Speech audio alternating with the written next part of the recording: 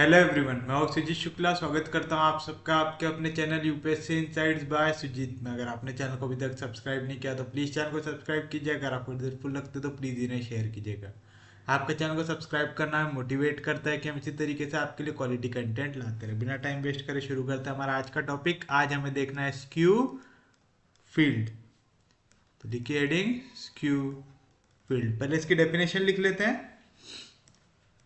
A ring R with unit element having at least two elements is called a skew field if for every non-zero element of R possesses their multiplicative inverse. The skew field is also known as division ring. अब आप देखिए आपको field से इसमें क्या अलग लग रहा है। फील्ड की डेफिनेशन में हम क्या बोलते थे? A commutative ring R with unit element बोलते थे ऐसा, और उसमें हर एक एलिमेंट का नॉन जीरो एलिमेंट का इनवर्स एग्जिस्ट करता था। यहां पे वर्ड क्या आता था? Commutative ring. अगर यहां से मैं कम्यूटेटिव वर्ड को हटा दूं, यानी a into B is equal to B into A, ये वाला पॉइंट हटा दिया, यानी मल्टीप्लीकेशन में कम्यूटेशन हटा दूं, तो वो क्या बन जाएंगी? स्क्यू फील्ड बन जाएंगी। तो समझ में आ रहा ना? फील्ड में क्या आता था? यहां पे फील्ड में आता था कम्यूटेटिव रिंग। कहते थे commutation with respect to multiplication कहते थे। तो अगर ये commutation with respect to multiplication ना हो तो वो फील्ड क्या कहलाएंगी? स्क्यू फील्ड कहलाएंगे। समझ में आया? यानी वो फील्ड रहेंगी क्या तब? नहीं, तब वो क्या हो जाएंगी? Skew field. फील्ड बनने के लिए क्या चाहिए? कम्यूटेटिव रिंग चाहिए। पूरी डेफिनेशन सेम है, बस यहाँ पे रिंग की जगह क्या आता था? कम्यूटेटिव रिंग आता था। याद रहेगा पक्के में सबको? और यहाँ पे जो यूनिट एलिमेंट दे रहा है, ये हमें याद है ना क्या होता है हमारे लिए? मल्टीप्लीकेटिव आइडेंटिटी होता है। अगर सादा मल्टीप्लीकेशन हो रहा है तो वन, नहीं तो फिर जो भी मल्टीप्लीकेशन आइडेंटिटी होता है वो यहाँ पे आना चाहिए। ये यूनिट एलिमेंट का मतलब होता है आपका मल्टीप्लीकेटिव आइडेंटिटी उसके अंदर आनी चाहिए तो याद रहेगा। और एक और चीज जो याद रखना है आपको, कि आप स्क्यू फील्ड को ही कहते हैं डिवीजन रिंग। याद रहेगा पक्के में? तो फील्ड और स्क्यू फील्ड में क्या फर्क है? सिर्फ एक वर्ड का, जो है कम्यूटेटिव, है ना? तो कम्यूटेटिव रिंग आ गया तो फील्ड, और अगर सादा रिंग आ गया यूनिट एलिमेंट के साथ वाला, तो यानी पूरी डेफिनेशन में, तो वो हो जाएगा आपके लिए स्क्यू फील्ड होगा।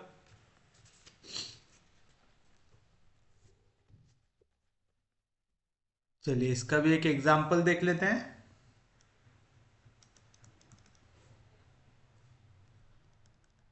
Give an example of a skew field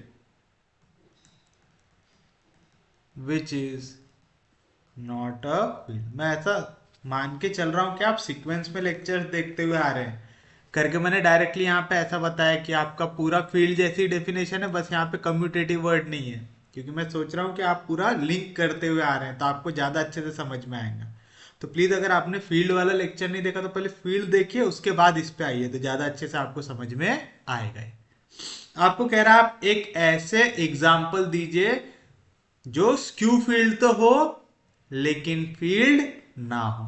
तो चलिए हम ले लेते हैं एक मैट्राइसेस वाला एग्जाम्पल। तो सॉल्यूशन में ले लेते हैं लेट आर, ये हो जाए मेरा सेट ऑफ मैट्राइसेस जो इस फॉर्म में हो। A plus i B A minus i B, C plus i D minus C plus i D.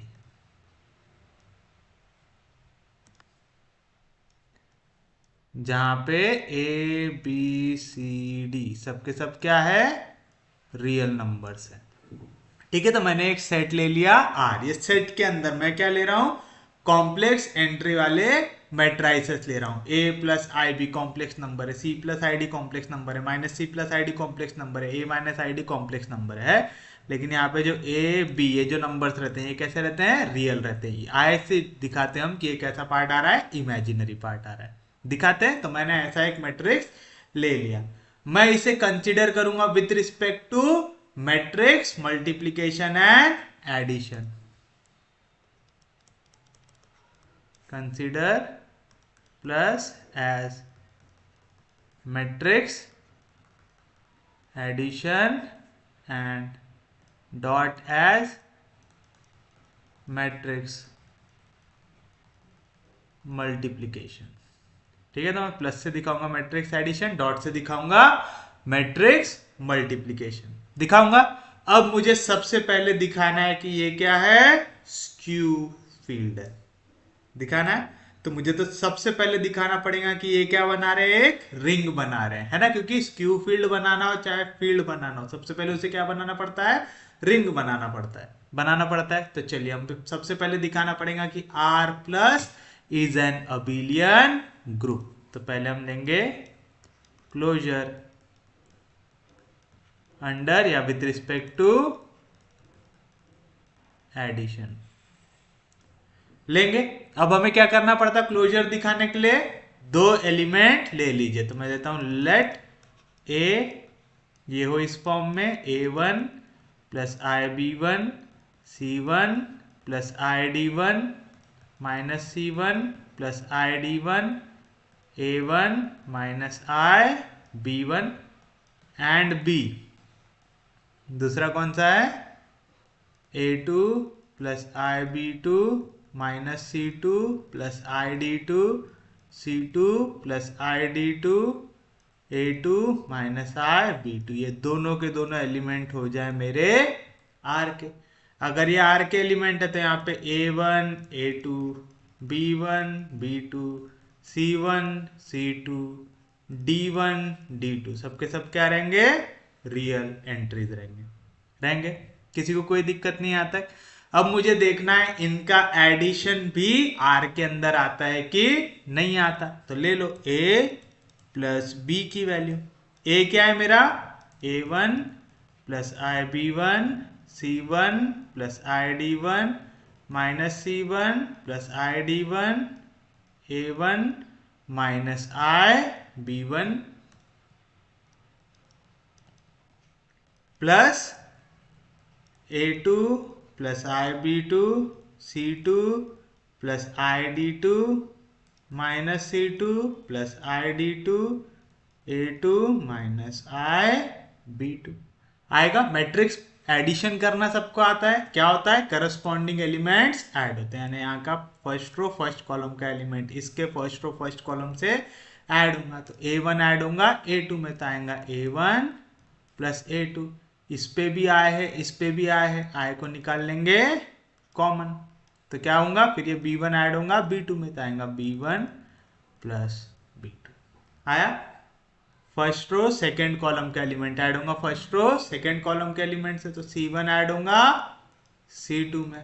इस पे भी आए है, इस पे भी आए है, कॉमन आ जाएगा और d1 ऐड हो जाएगा d2 में। फिर ये second row first column add होगा सेकेंड रो फर्स्ट कॉलम से, तो माइनस साइन को कॉमन निकाल लेता हूं। यहाँ पे c1, यहाँ पे है c2। यहाँ पे आता था माइनस c1 माइनस c2, तो माइनस साइन को कॉमन निकाल लिया था, आ गया c1 प्लस c2 आएगा।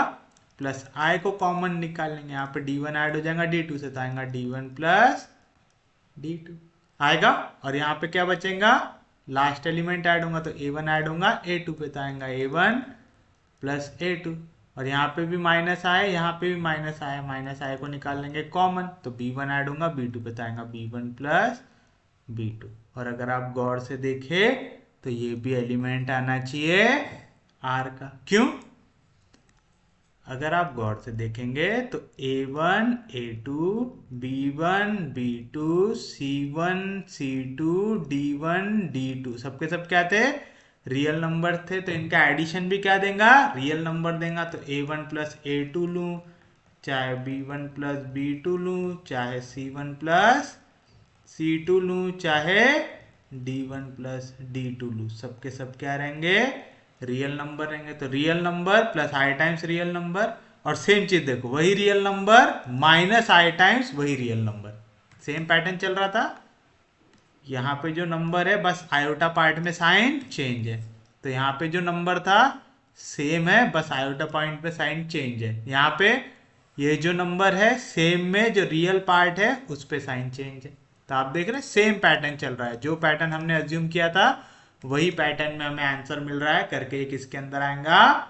आर के अंदर आएगा। तो आप लिख सकते हो therefore R is closed under addition, therefore R is closed under addition. कैसे निकाले समझा ना? क्योंकि देखिए यहाँ पे था कि आयोटा वाले पार्ट का साइन चेंज होता, नंबर सेम रहते, यहाँ पे सेम नंबर है, बस जो रियल पार्ट है उसका साइन चेंज हो रहा है, और सेम पैटर्न हमें नीचे भी मिल रहा है। क्लोज्ड अंडर एडिशन है कि नहीं है? है।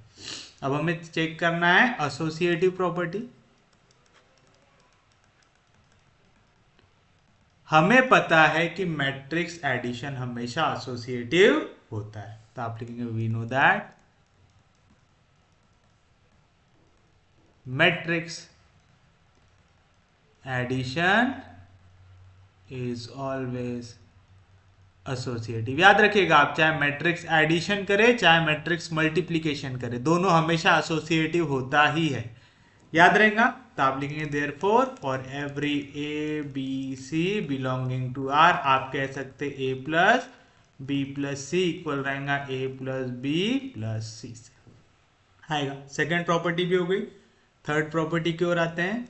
क्या रहता है? Existence of identity. Existence of identity. कौन सी आइडेंटिटी चाहिए आपको? आई के हिसाब से चाहिए, है ना? किसके हिसाब से? आपका एडिशन के हिसाब से। एडिशन के हिसाब से क्या रहती है आइडेंटिटी? हमें पता है एडिशन में आइडेंटिटी रहती है 0, मल्टीप्लीकेशन में आइडेंटिटी होती है 1।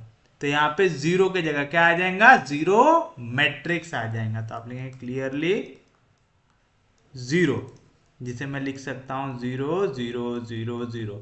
मैं इसे ऐसा लिखूं या ऐसा लिख दूं, कोई चेंज होता क्या? 0 प्लस, हमने आई सामने डाला है कि पीछे डाला है? सामने डाला है, तो आएगा आई 0 0 प्लस आई 0 माइनस 0 प्लस आई 0 0 माइनस आई 0। देखो 0 में कुछ भी मल्टीप्लाई करो, 0 में 0 ऐड करो, 0 में 0 सब्ट्रैक्ट करो, आपका आंसर हमेशा क्या मिलने वाला है? 0 मिलना चाहिए। और ये इस फॉर्म में आ गया a प्लस आई बी, तो यहाँ पे a माइनस आई बी, यहाँ पे c प्लस आई डी, तो यहाँ पे minus c plus i D. तो ये एलिमेंट किसका हो जाएगा? r का हो जाएगा। किस तरीके से एलिमेंट है? सच दैट कि मैं किसी भी मैट्रिक्स a जो है इस फॉर्म में a प्लस आई बी, या तो b1 ही लेता हूँ, a1 I b1 c1 plus I d1 minus c1 plus I d1 a1 minus i b1, such that कि मैं a ये मैट्रिक्स में जब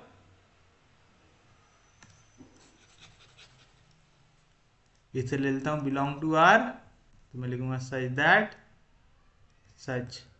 दैट किस तरीके से कि मैं a में अगर o को ऐड करूं, a क्या है? a1 plus I b1 c1 plus I d1 minus c1 plus I d1 a1 minus i b1, इस पे जब मैं o को ऐड करूं, o क्या है?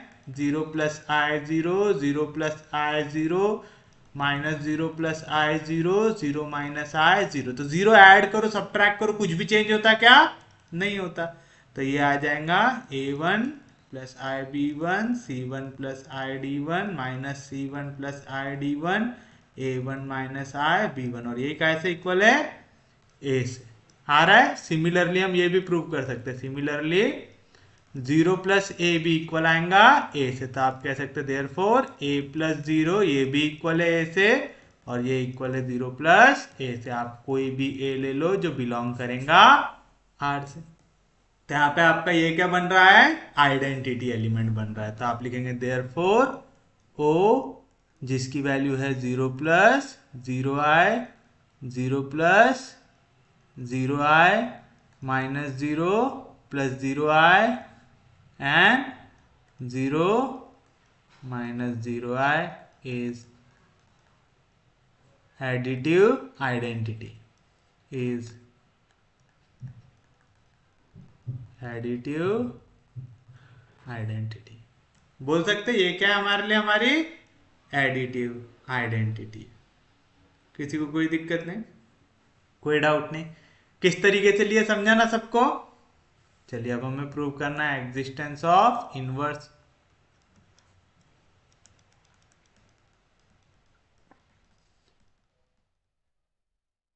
Existence of inverse. अब इनवर्स क्या होता है? एडिशन में हमें पता है प्लस ए के लिए इनवर्स होता है माइनस ए, होता है। तो आप कहेंगे for every A b c d belong to R minus a minus b minus c minus d also belongs to R. अगर आपका a b c d real number है तो minus a minus b minus c minus d ये भी क्या रहेगा आपके लिए, रियल नंबर रहेगा। तो अगर मैं ले रहा हूं कि लेट सी ये कोई मैट्रिक्स है जो इस फॉर्म में है, A plus i B C plus i D minus C plus i D A minus i B, ये कोई भी मैंने एक रैंडम मैट्रिक्स उठा लिया आर का, तो आप कहेंगे देयर एग्जिस्ट, क्या एग्जिस्ट करेगा, इसका इनवर्स सी इनवर्स भी एग्जिस्ट करेगा। ठीक है, सी इनवर्स किस तरीके से, अब मैं सी इनवर्स की जगह ना तो माइनस सी लिख देता हूं, देयर एग्जिस्ट माइनस सी। अब आप माइनस सी कैसे याद रख लेंगे, बस यहाँ पे पूरे को माइनस से मल्टीप्लाई करो, तो ए की जगह माइनस है, आई बी की जगह minus i B, c i d की जगह minus c minus i D, minus C plus i d की जगह सी माइनस आई डी, और ए माइनस आई बी की जगह minus a plus i B, ये भी बिलोंग करेगा आर से। क्यों, देखो सेम पैटर्न है यहाँ पे ए है तो यहाँ पे अगर माइनस है तो माइनस है, यहाँ पे अगर प्लस आई बी है तो यहाँ पे माइनस आई बी, तो यहाँ पे माइनस आई बी है तो यहाँ पे प्लस आई बी, यानी उसका उल्टा। यहाँ पे जब सी प्लस आई डी है तो यहाँ पे आ रहा है minus C plus i d, यहाँ पे अगर minus c minus i d है तो आ रहा है सी माइनस आई डी, यानी सेम पैटर्न से आ रहा है ये भी। पक्के में समझ रहा है ना? आप चाहो तो इसको ऐसा भी लिख सकते हैं कि minus a plus i into minus B, फिर उसके बाद minus C plus i into minus D, तो देखो सेम पैटर्न आपको दिखेगा यहाँ पे।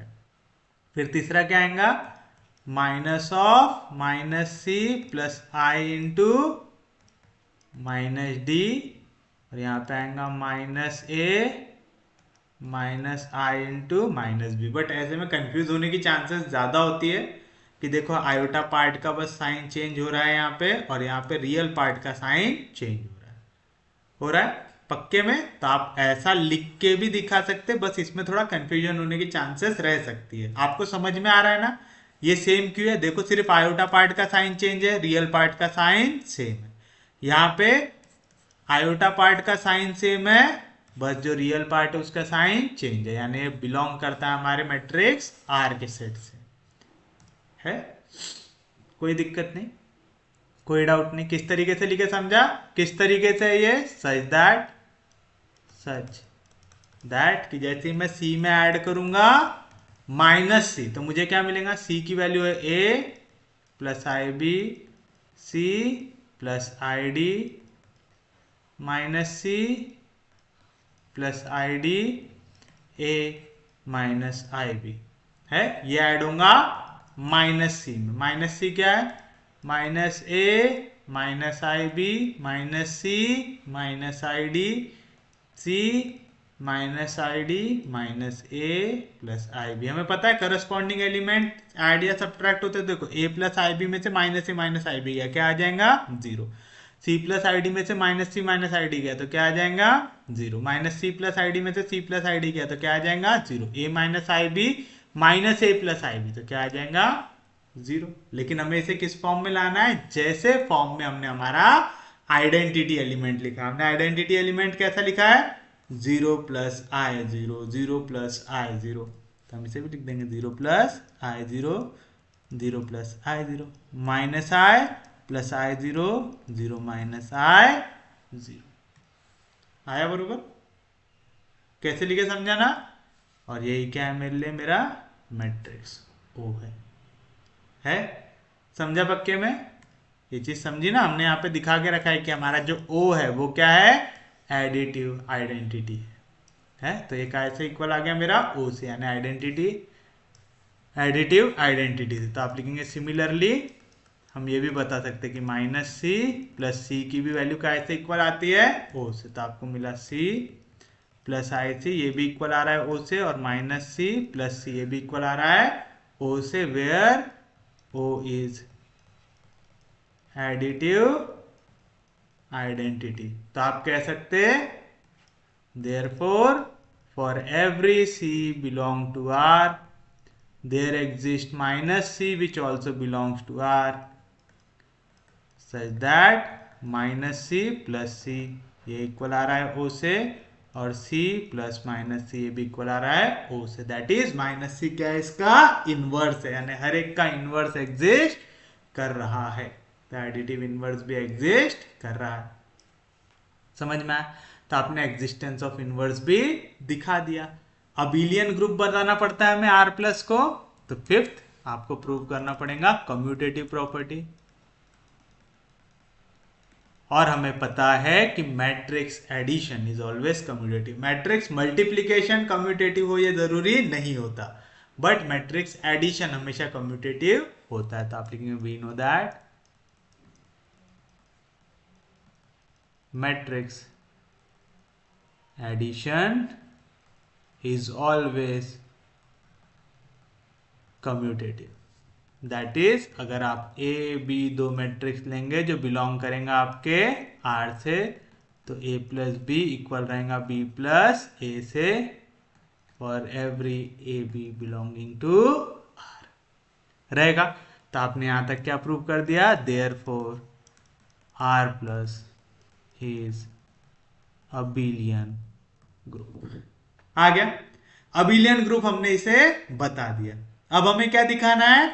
मल्टीप्लीकेशन के हिसाब से भी क्लोजर आता है।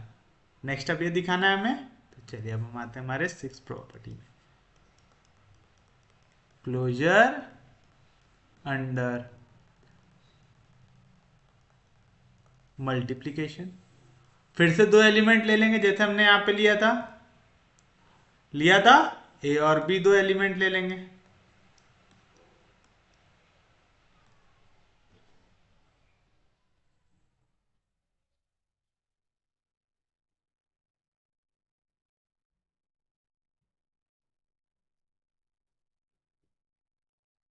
ले लिया? तो आपने ले लिया ए वन, ए आ गया आपके लिए A one plus i B one, C one plus i D one, minus C one plus i D one, C minus A one minus i B one. ये ए हो गया, बी हो गया A two plus i B two, C two plus i D two, minus C two plus i D two, A two minus i B two. ये दोनों के दोनों are के एलिमेंट हो गए। मतलब A one A two, B one B two, C one C two, D one D two, ये सब कैसी एंट्रीज हो गई? रियल एंट्रीज हो गई। कोई दिक्कत नहीं। चलिए अब हमें दिखाना है कि ये क्लोज अंडर मल्टीप्लीकेशन भी है। तो अब हम वैल्यू निकालेंगे a इंटू बी की निकालेंगे। तो चलिए बताइए a क्या है? A one plus i B one, C one plus i D one, minus C one plus i D one, A one minus i B one. B क्या है आपके पास? A two plus i B two, C two plus i D two, minus C two plus i D two, A two minus i B two. अब बस इन्हें कर लेना है multiply, first row first column. तो ये है हमारी फर्स्ट रो, ये है हमारा first column. Corresponding element multiply होंगे तो A1 प्लस आई B1 ये मल्टीप्लाई होगा A2 प्लस आई B2 से, और प्लस C1 प्लस आई D1 मल्टीप्लाई होगा माइनस C2 प्लस आई D2 से। होगा, ये हो गया फर्स्ट रो फर्स्ट कॉलम। फिर आएगा फर्स्ट रो सेकेंड कॉलम, तो क्या आएगा A1 प्लस आई B1 मल्टीप्लाई होगा C2 प्लस आई D2 से, प्लस C1 प्लस आई D1 ये मल्टीप्लाई होगा A2 माइनस आई B2 से। होगा, कोई दिक्कत नहीं, कोई डाउट नहीं। अब आएगा सेकेंड रो फर्स्ट कॉलम, तो क्या आएगा माइनस C1 प्लस आई D1 मल्टीप्लाई होगा A2 प्लस आई B2 से, plus A1 minus i B1 multiply होगा माइनस C2 प्लस आई D2 से। सेम चीज सेकेंड रो सेकेंड कॉलम, तो क्या आएगा माइनस C1 प्लस आई D1 मल्टीप्लाई होगा C2 प्लस आई D2 से, plus A1 minus i B1 A1 minus i B1 multiply होगा A2 minus i B2 से। होगा,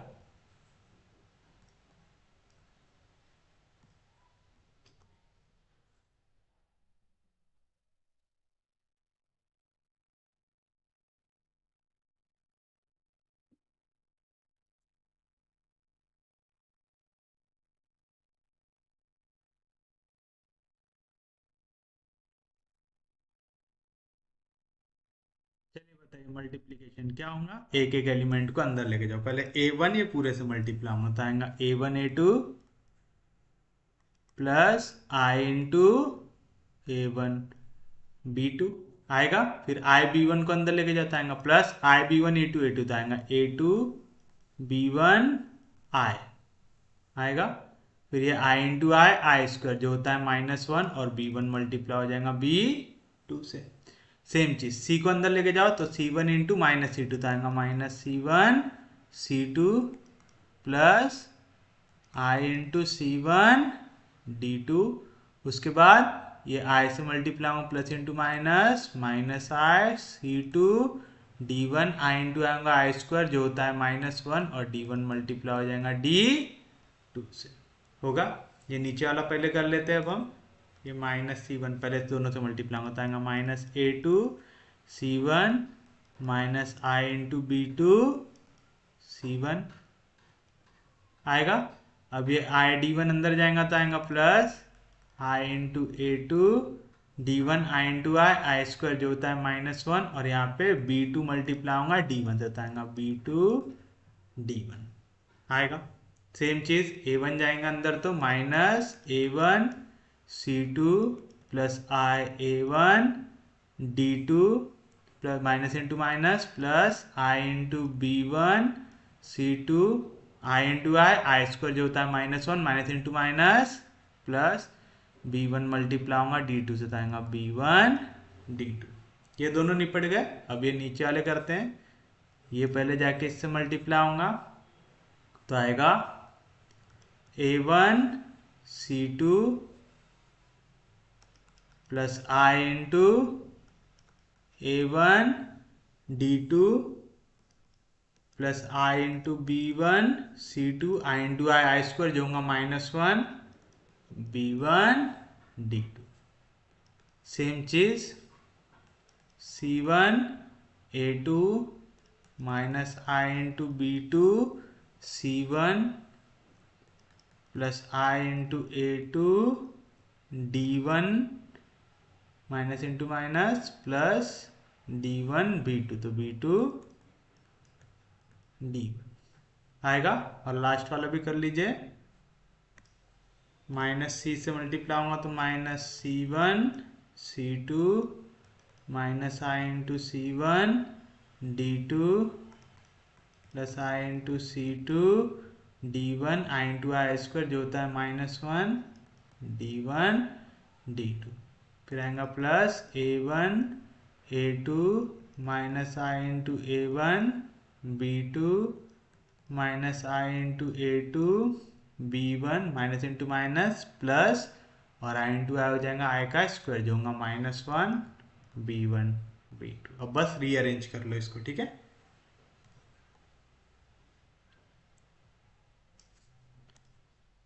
अब थोड़ा सा इसको कॉम्प्रेस करके लिखता हूँ ताकि जगह आए पूरी।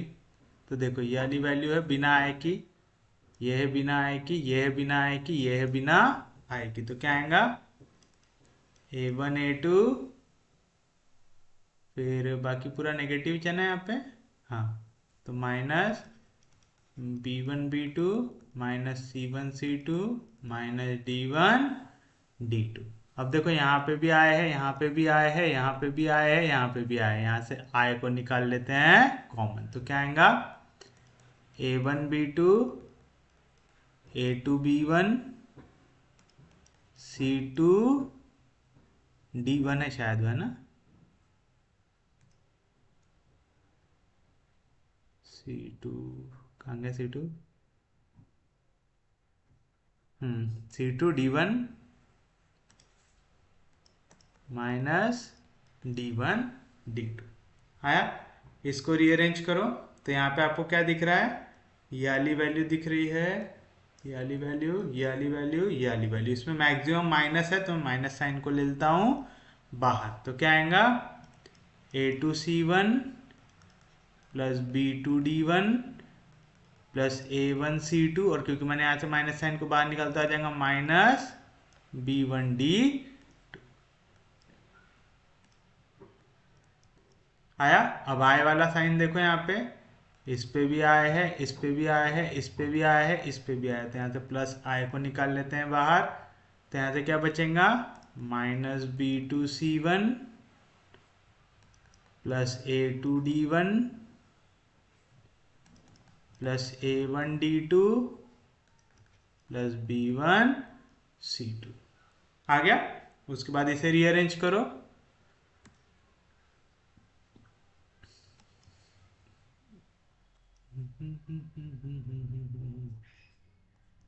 चलिए तो यहाँ पे क्या बचा A1 C2 A1 C2 minus B1 D2 plus C1 A2 यानी A2 C1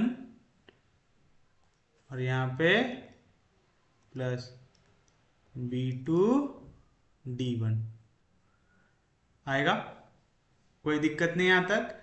उसके बाद देखिए आई इसमें भी है, आई को बाहर निकाल लो। तो A1 D2 B1 C2 minus B2 C1 plus A2 D1 आ रहा है।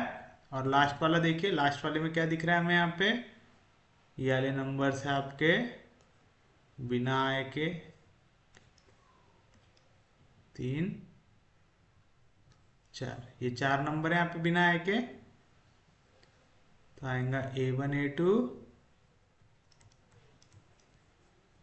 Minus B1 B2 minus C1 C2 minus D1 D2। और देखो यहाँ पे आई वाले नेगेटिव ज़्यादातर दिख रहे हैं तो मैं यहाँ से माइनस आई को बाहर निकाल लेता हूँ।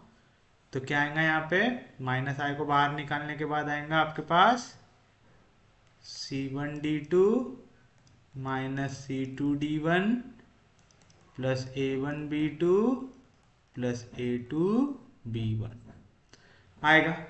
अब देखिए ये R पे बिलोंग कर रहा है कि नहीं कर रहा, ये क्लियरली बिलोंग करेगा R पे। क्यों, देखो ये है आपका first row first column, second row first column, first row second column, second row second column है। हमने क्या देखा था, फर्स्ट रो फर्स्ट कॉलम इस फॉर्म में था A प्लस आई बी, तो यहाँ पे आना चाहिए A माइनस आई बी, यानी रियल पार्ट दोनों का सेम आना चाहिए। आना चाहिए किसका, सबसे पहले और सबसे आखिरी वाले का। तो चलिए हम देखते हैं सबसे पहला और सबसे आखिरी वाला। सबसे ऊपर है सबसे पहला, सबसे आखिरी मैंने सबसे नीचे करके लिख के रखा हूँ। अब देखो इसका रियल पार्ट क्या है, a1 a2 minus b1 b2 minus c1 c2 minus d1 d2। a1 a2 minus b1 b2 minus c1 c2 minus d1 d2। Same है, सेम। बी भी दोनों में सेम होना चाहिए, बस प्लस आए की जगह माइनस आए। तो देखो प्लस आए की जगह माइनस आए। यहाँ पे c1 d2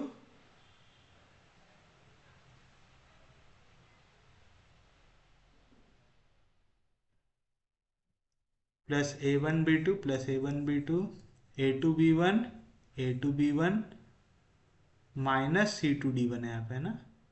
हमने कुछ गलत किया क्या यहाँ पे? हम्म।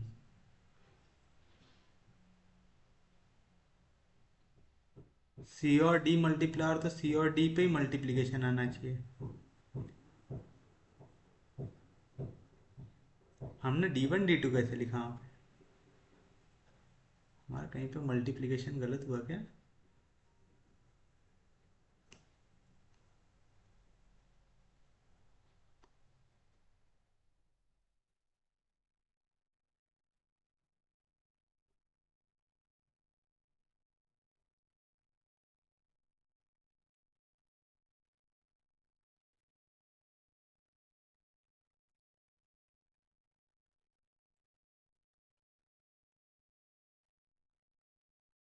हमने यहाँ पे गलत किया है।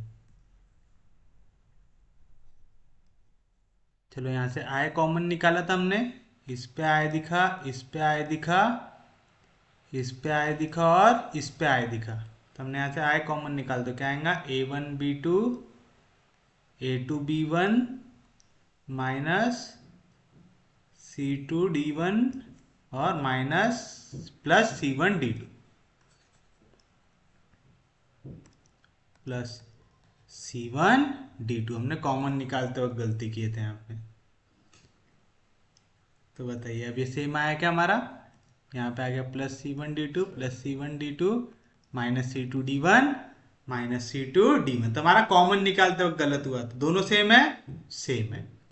उसके बाद देखिए हम आते हैं हमारे इन दो एलिमेंट में। अगर यहाँ पे c प्लस आई डी, तो यहाँ पे क्या आएगा minus C plus i d, मतलब आई के साथ वाला पार्ट दोनों में सेम होना चाहिए। तो देखो यहाँ पे भी प्लस आई, यहाँ पे भी प्लस आई है। यहाँ पे क्या है a1 d2 a1 d2 b1 c2 b1 c2 a2 d1 minus b2 c1 minus b2 c1। तो वाला पार्ट तो सेम है। तो जो सामने रियल वाला पार्ट है उसमें सिर्फ माइनस साइन का फर्क है क्या, देख लीजिए। यहाँ पे माइनस साइन के साथ पूरी वैल्यू मल्टीप्लाई हो रही है, यहाँ पे किसी पे भी माइनस साइन नहीं दिख रहा है हमें, यानी ये दोनों में माइनस का फर्क है। अब देखो अंदर की वैल्यू सेम है क्या, यहाँ पे b2 d1 b2 d1 a2 c1 a2 c1 a1 c2 a1 c2 b2 d1 minus b1 d2, sorry minus b1 d2 minus b1 d2। Same आ रहा है, बस दोनों में काय का फर्क है, माइनस साइन का फर्क है। मतलब ये पूरे चीज को फॉलो कर रहा है। तो ये भी आपका किसके अंडर आएगा, आर के अंडर आएंगे। समझा, क्योंकि इनका मल्टीप्लीकेशन एडिशन अगर ये पूरे रियल है तो ये सब भी क्या आएंगे, रियल ही आएंगे। तो ये भी बिलोंग करेगा आर के अंदर। आ रहा है, तो देखिए यहाँ पे थोड़ा सा मेहनत करना पड़ रहा है, पर आ गया। ये वाली वैल्यू किसके अंदर आ रही है, आर के अंदर। तो हमने लिया देयरफॉर अगर ए और बी एलिमेंट है आर के, तो ए इंटू बी भी एलिमेंट रहेगा आर का। तो therefore R is closed, therefore R is closed under matrix multiplication. तो ऐसा अगर हम कॉम्प्लेक्स प्रॉब्लम लेना, इसमें यही बहुत दिक्कत आती है कि कई बार है ना हमें छोटी छोटी गलती की वजह से भी बहुत टाइम वेस्ट करना पड़ता है। जैसे हमने यहाँ पे देखा, हमने कॉमन निकालते वक्त एक गलती कर दिए थे, तो यहाँ पे मैच नहीं हो रहा था, तो हम फिर से पीछे आके चेक करना पड़ा। क्वेश्चंस भी जब आप ऐसे कॉम्प्लेक्स वाले सॉल्व करते हैं ना, थोड़ा सा ख्याल रखिएगा कि पीछे जाने की नौबत ना आए। पीछे जाने की नौबत आए तो फिर थोड़ा प्रॉब्लम हो सकती है। उसके बाद नेक्स्ट प्रॉपर्टी क्या प्रूव करना पड़ेगा हमें, हमने कर दिया क्लोजर अंडर मल्टीप्लीकेशन, अब एसोसिएटिव प्रॉपर्टी प्रूव करना पड़ेगा। तो सेवेंथ प्रॉपर्टी रहेंगी एसोसिएटिव अंडर मल्टीप्लीकेशन। अब बताइए एसोसिएटिव होता है क्या मल्टीप्लीकेशन के लिए? होता है, एसोसिएटिव अंडर मल्टीप्लीकेशन। तो आपको लिखना है matrix multiplication is always associative. That is अगर आप ए बी सी एलिमेंट लेंगे आर के, तो ए इंटू बी सी ये इक्वल रहेगा ए बी इंटू सी रहेगा। समझ में आया? तो मैट्रिक्स मल्टीप्लीकेशन मैट्रिक्स एडिशन हमेशा एसोसिएटिव होता है, मैट्रिक्स एडिशन कम्यूटेटिव होता है, लेकिन मैट्रिक्स मल्टीप्लीकेशन कम्यूटेटिव हो ये जरूरी नहीं होता। याद रखेंगे पक्के में। तो हमने एसोसिएटिव अंडर मल्टीप्लीकेशन भी दिखा दिया। एंड एट मैट्रिक्स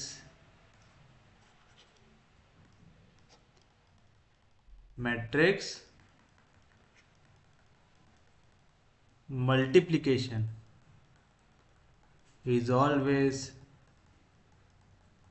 distributive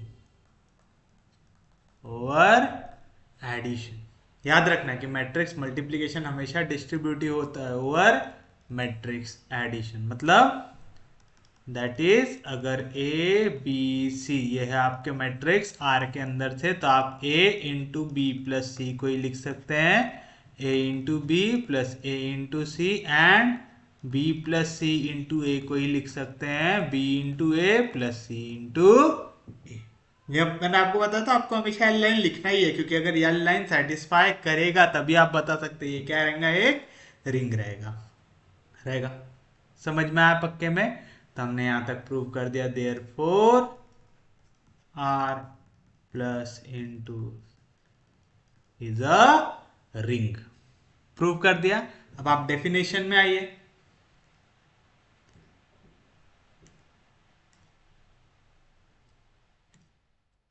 हमने क्या कहा था, अ रिंग आर, हमने प्रूव कर दिया ये एक रिंग है आर विथ यूनिट एलिमेंट। अब हमें दिखाना है इस पे यूनिट एलिमेंट हो। ये यूनिट एलिमेंट क्या डिनोट करता है, identity with respect to multiplication करता है।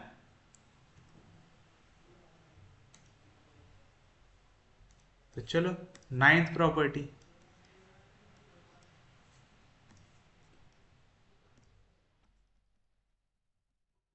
आइडेंटिटी विथ रिस्पेक्ट, या तो डायरेक्ट लिखो ना मल्टीप्लीकेटिव आइडेंटिटी, इतना लंबा लंबा लिखने से अच्छा, बहुत लंबा हो रहा है।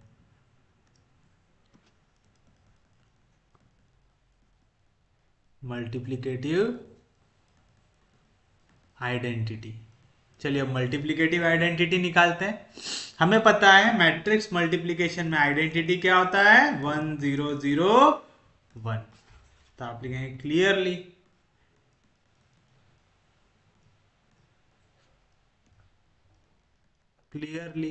आई जो होता है 1 0 0 1, मैं उसे इस फॉर्म में लिख सकता हूं 1 प्लस 0 आए, तो यहाँ पे 1 माइनस 0 आए। इसको अगर मैं लिखा हूं 0 प्लस 0 आए, तो मैं इसे लिख सकता हूं माइनस 0 प्लस 0 आए। अगर मैं इसे इस फॉर्म में लिख पाया तो एक इसके अंदर आ जाएगा आर के अंदर, क्योंकि देखो 1 0 1 0 0 1 ये सब एलिमेंट जो है, अच्छा हमने आई पहले लिखा है ना, आई जीरो कर देते हैं।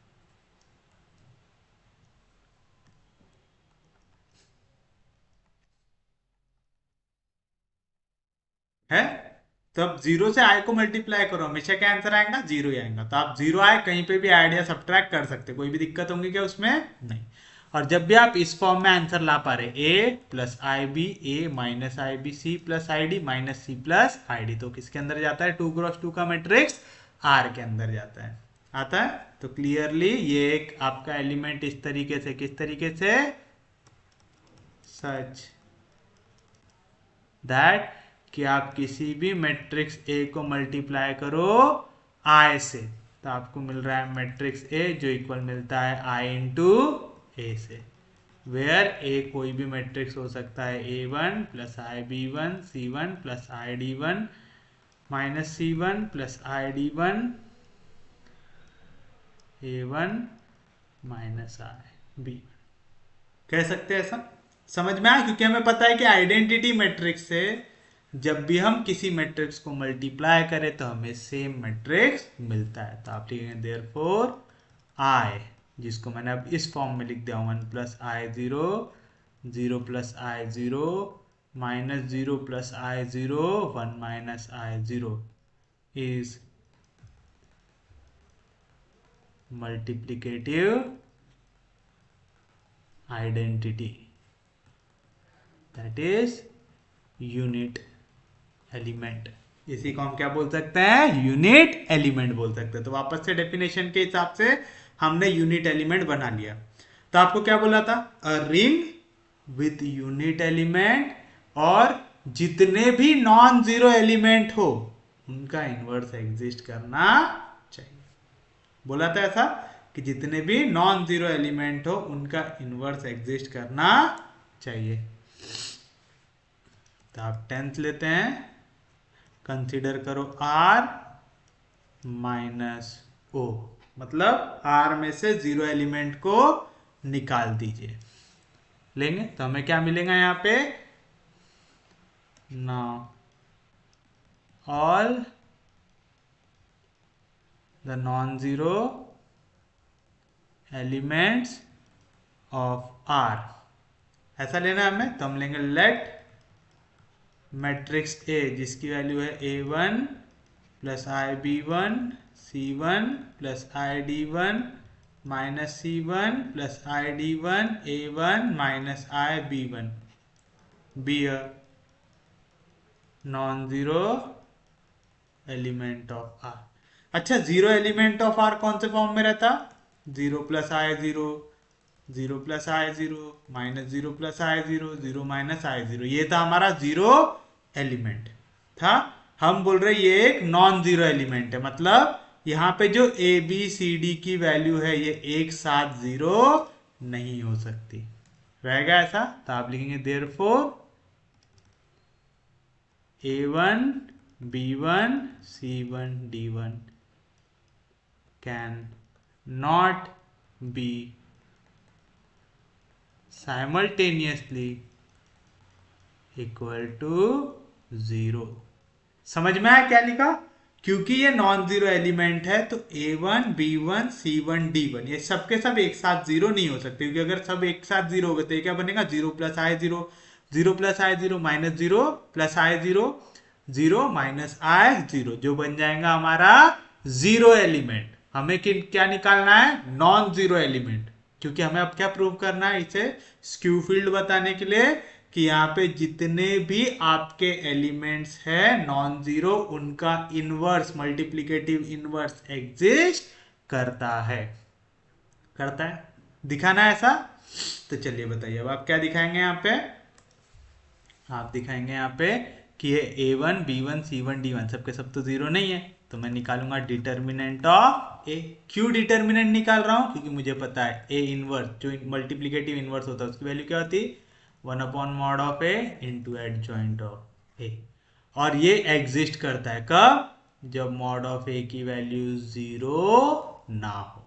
तो चलिए हम देखते हैं यहाँ पे अगर मैंने नॉन जीरो एलिमेंट लिया तो मॉड ऑफ ए जीरो आता है कि नहीं आता। तो आएगा determinant of A1 plus I B1 C1 plus I D1 minus C1 plus I D1, और ये आ जाएगा A1 minus i B1, cross होंगी वैल्यू तो A1 प्लस आई B1 मल्टीप्लाई होगा A1 माइनस आई B1 से, फिर कौन सा साइन आता? माइनस आता। फिर ये वाली वैल्यू जाके मल्टीप्लाई होंगी इससे, तो आएगा, मैं इसे थोड़ा ऐसा लिख देता हूँ, आई D1 minus C1 i D1 plus C1। समझा ना क्या किया? मैंने माइनस C1 प्लस आई D1 को लिखा आई D1 माइनस C1 लिखा, और C1 प्लस आई D1 को लिखा मैंने आई D1 प्लस C1 लिख दिया।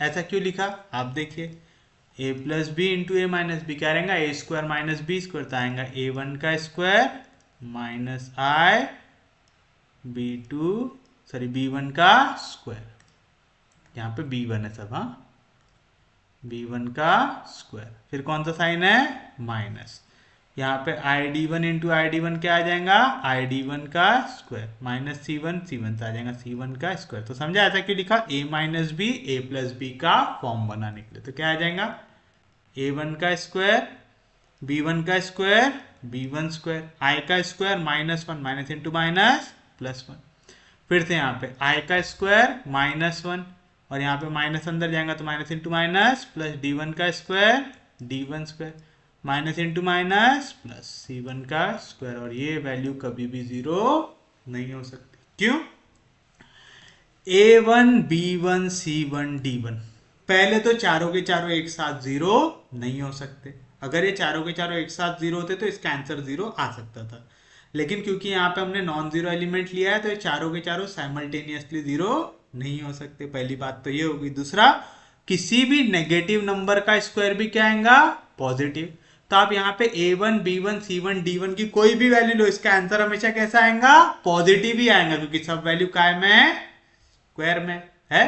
तो ये मॉड ऑफ ए कभी भी जीरो नहीं हो सकता, क्योंकि पॉजिटिव वैल्यू को काटने के लिए आपको कौन सी वैल्यू चाहिए रहती है, नेगेटिव वैल्यू चाहिए रहती है। और क्योंकि मॉड ऑफ ए जीरो नहीं है तो देयरफॉर ए इनवर्स एग्जिस्ट, किस तरीके से, सच दैट कि ए इंटू ए इनवर्स ये इक्वल रहेगा आई से, जो इक्वल रहेगा ए इनवर्स इंटू ए से, मतलब हर एक नॉन जीरो एलिमेंट का इनवर्स एग्जिस्ट कर रहा था। लेकिन therefore inverse of every non zero matrix which belongs to R exist, मतलब मल्टीप्लीकेटिव इनवर्स एग्जिस्ट कर रहा है।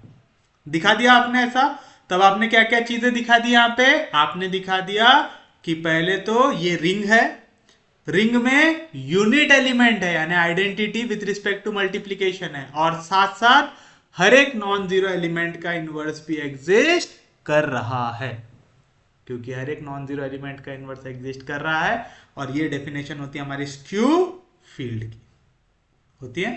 तो आप कह सकते therefore R plus into is a skew field. हमें क्वेश्चन में क्या कहा था उसने क्वेश्चन में कहा था कि आप हमें प्रूव करके बताइए एक example of skew field which is not a field. तो हमने दिखा दिया कि ये क्या है, एक स्क्यू फील्ड है। अब हमें क्या दिखाना है कि it is not a field, यानी ये स्क्यू फील्ड नहीं है। फील्ड और स्क्यू फील्ड की डेफिनेशन में सिर्फ एक वर्ड का फर्क है, जो है कम्यूटेटिव रिंग। स्क्यू फील्ड की डेफिनेशन आता है अ रिंग, और आपकी फील्ड की डेफिनेशन आता है अ कम्यूटेटिव रिंग। कम्यूटेटिव रिंग कौन सी होती है, जहां पे ए बी इक्वल है बी ए से। चाहिए ऐसा, तो चलो अब हम ए बी और बी ए की वैल्यू निकालेंगे। तो हम देखेंगे यहां पे लेट ए जो हो गया आपके पास A one plus i B one C one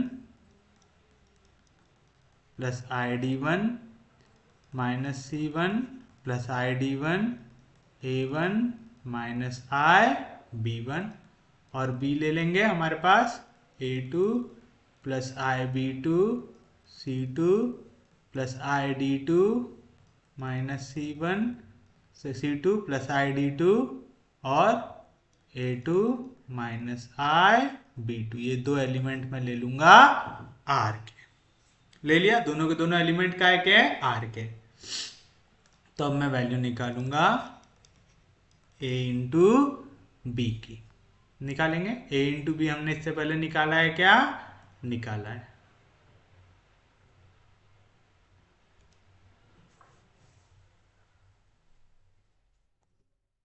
ये निकाला था हमने ए इंटू बी, याद है ना, ए इंटू बी निकाला था सेम वैल्यू लेके। तो मैं इसे ही लिखूंगा वहां पे, फिर से पूरा निकाल के दिखाऊंगा क्या, नहीं, क्योंकि अब मुझे इसका उल्टा भी निकालना है।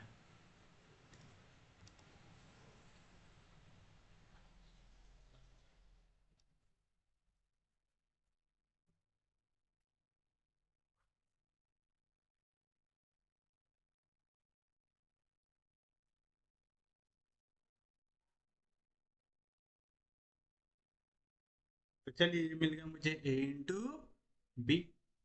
अब मैं निकालूंगा b इंटू ए। चलिए बताइए b इंटू ए क्या मिलेगा। b की वैल्यू है a2 plus i B two C2 plus i D two minus C2 plus i D two A2 minus i B two. ये मल्टीप्लाई होगा a के साथ। a क्या है मेरे पास A1 plus i B one C1 plus i D one minus C1 plus i D one A1 minus i B one. कीजिए दोनों को multiply.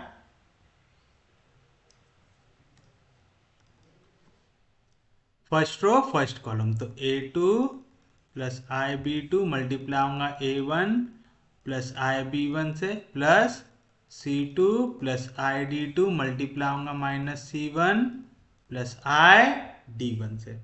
First row second column तो A2 plus i B two multiply होगा C1 plus i D one से plus C2 plus i D two multiply होगा A1 minus i B one से होगा। अब सेकेंड रो फर्स्ट कॉलम आएगा minus C2 plus i D two second row first column ये multiply होगा A1 plus i B one से plus A2 minus i B two multiply होगा minus C1 plus i D one से। और second row second column तो आएगा minus C2 plus i D two multiply होगा C1 plus i D one से plus A2 minus i B two multiply होगा A1 minus i B one से।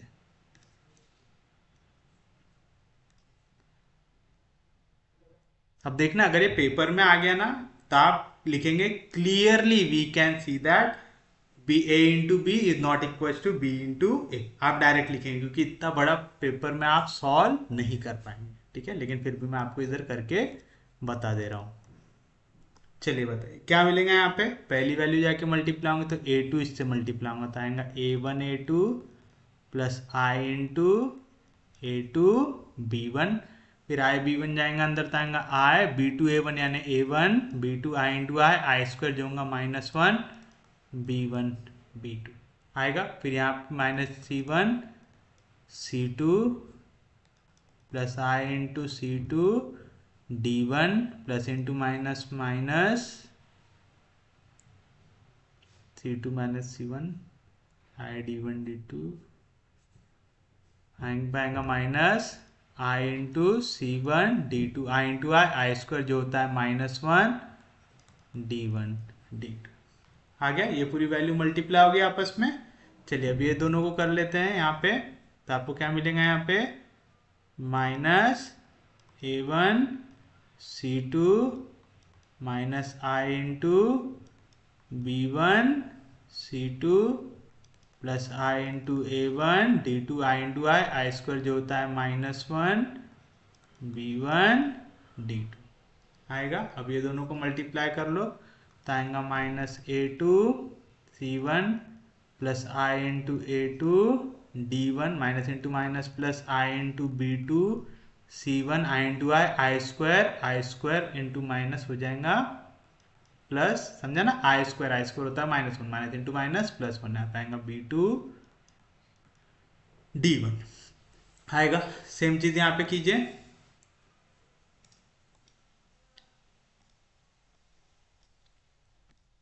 नीचे वाली वैल्यूज निकालता हूँ तो A2 C1 plus i into A2 D1 plus i into B2 C1 i into i square जो हो जाएगा -1 B2 D1। फिर ये दोनों मल्टीप्लाई होंगे तो आएगा plus A1 C2 minus i into B1 C2 plus i into A1 D2 i into i square -1 minus into minus +1 B1 D2। अब ये दोनों को मल्टीप्लाई करो तो आएगा minus C1 C2 minus i into C2 D1 फिर उसके बाद plus i into C1 D2 I into i square जो हो जाएगा -1 D1 D2 plus A1 A2 minus i into A2 B1 minus i into A1 B2 i into i square हो जाएगा -1 B1 B2 आएगा। अब रीअरेंज कर लो इन्हें।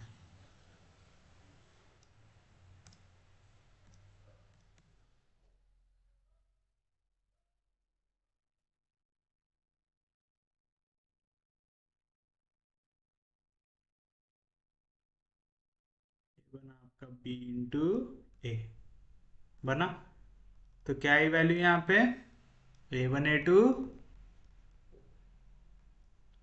Minus B1 B2 minus C1 C2 minus D1 D2 plus i into A2 B1 plus A1 B2 plus C2 D1 minus C1 D2। आइए आई हमारी पहली value.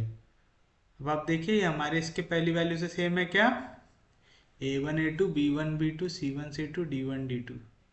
शुरुआत तो सेम है, A2 B1 A1 B2 C2 D1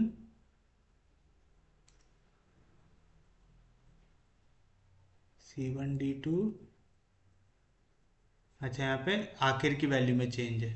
देखो यहाँ पे क्या है, यहाँ पे हमारे पास है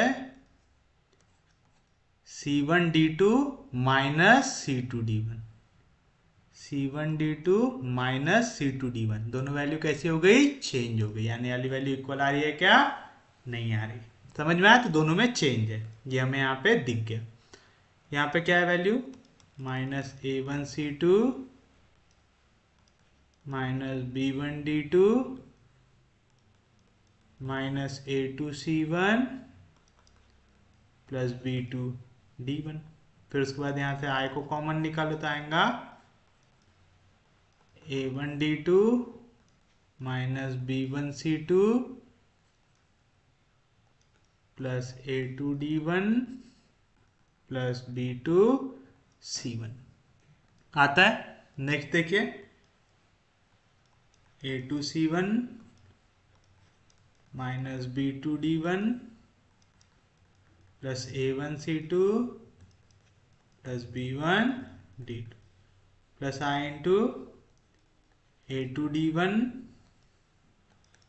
plus B2 C1 minus B1 C2 plus A1 D2। और लास्ट आपके पास है यहाँ पे A1 A2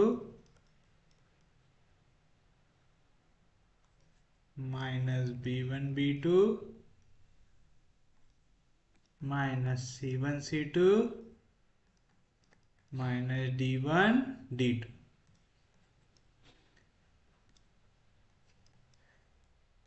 plus i into i किसके साथ है C1 D2 minus C2 D1 minus A2 B1 minus A1 B2 आएगा।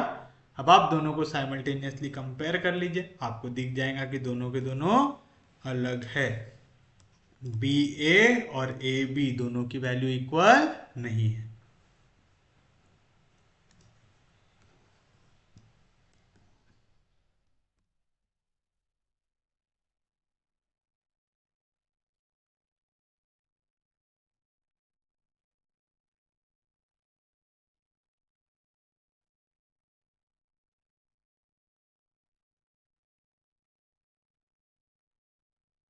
ये हमारा AB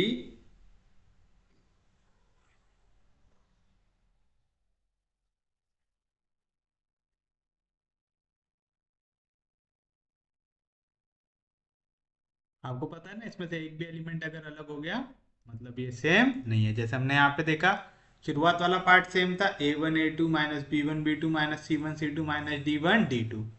यहाँ पे था A1B2 A1B2 A2B1 A2B1 C2D1 था, यहाँ पे -C2D1 -C1D2 -C1D2। तो देखो ये दोनों वैल्यू चेंज हो गई।